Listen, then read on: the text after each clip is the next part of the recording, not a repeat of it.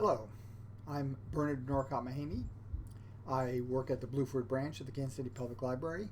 April is National Poetry Month, and every day in April I try to read a poem aloud as a way to celebrate poetry. Because we are in an Olympic year, it should have been last year, but it's this year. I thought that I would look at victory poems for the Olympic Games and other ancient athletic contests. Most of these are by a Greek poet named Pindar, who was from Boeotia, which is in north central Greece. We're going to look at a poem today. This is a poem for Theron of Acragas, winner in the chariot race. We saw him also in the poem yesterday. This particular poem, number 3, was performed at a festival at Acragas, and there are references to the Dioscuri. These are Castor and Polydeuces and Helen, who are all children of Leda, some by Zeus, some by Tyndareus.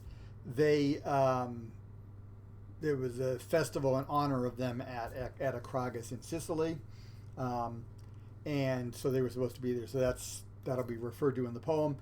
In the poem, he also chooses to focus on the olive wreath. So winners at the Olympic Games were given an olive wreath as their prize to indicate that they won.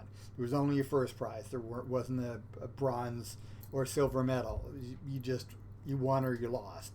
And if you won, then you get this olive wreath that you get to wear. Well, he tells the story sort of in vague ways, I guess, of how the olive trees came to Olympia from the far north, where they had been brought by Heracles. So that's sort of the myth in this particular story, and it focuses specifically on the olive tree and then, of course, the olive wreath that Theron is wearing. So this is Olympia number 3 for Theron of Acragas, winner in the chariot race. This is the same victory as we saw in number 2, so this is also from 476 BC. To please Tyndareus' sons, the friends of strangers, and lovely-haired Helen is my prayer, and to honor famous Acragas, while I set up for Theron an Olympian victory song, the choicest honor for his horses whose hooves never weary.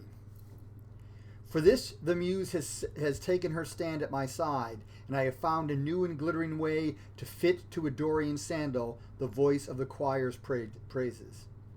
For garlands bound on the hair exact for me this holy debt, to mingle in honor fit for Enesidamus' sons, the harp's many notes, the flute's cry, and the patterned words, and Pisa makes me cry his name aloud. Thence, by God's will, songs come to men in honor of him whose hair the strict Aetolian arbiter, fulfilling the ancient orders of Heracles, sets the olive's pale-skinned ornament, which once Amphitryon's son brought from Ister's shadowy springs to be the finest remembrance of the games at Olympia. His words beguiled Apollo's servants, the people living beyond the north, when with candid heart he begged for the all-welcoming grove of Zeus, a shady tree for men to share and to be the crown for prowess. Already the father's altars were sanctified, and at the middle of the month, in the evening, the gold-charioted moon kindled her round eye for him. He had set up the holy trial and the great games and the feast of the 4th year also on Alpheus's holy rocks. But in the valleys of Cronus' hill, the acre of Pelops was not green with beautiful trees. Naked of them, the garden seemed to him at the mercy of the sun's sharp rays. Then did his spirit stir him to journey to the land of Ister. There he came from Arcadia's ridges and twisting valleys.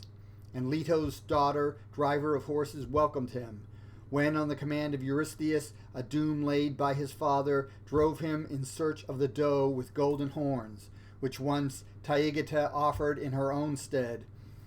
Holy to the Orthian maid.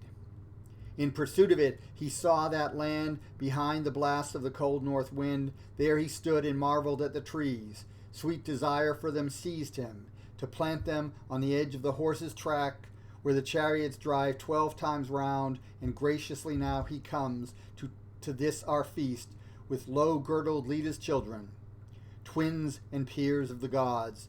To them, when he went to Olympus, he entrusted the rule of the splendid struggle in men's worth and fast chariot driving.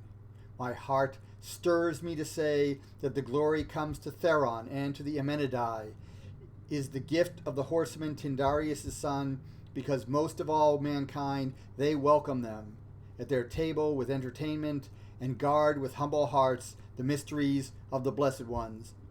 Even as water is best and gold the most honored of treasures, so now Theron has come to the verge by his prowess and reaches from home to the pillars of Heracles. What is beyond may not be trodden by wise or unwise. I shall not chase it, a fool's game. So that was Olympia number 3 to Theron of Acragas. This was a public song. 2 was probably a more private song. And it was at a festival, as was mentioned, to the Castor and Pollux and to Helen. And there is a reference to Heracles and his labors. The third labor is for him to get the deer that is sacred to Artemis. He can't kill it, but he can capture it and then show Eurystheus, who's ordered him to do the labors, what he has done. So while he's on that, he travels to the far north to get the deer, and that's where he sees the trees, and he's inspired to bring some olive trees back to Olympia. So, see you tomorrow.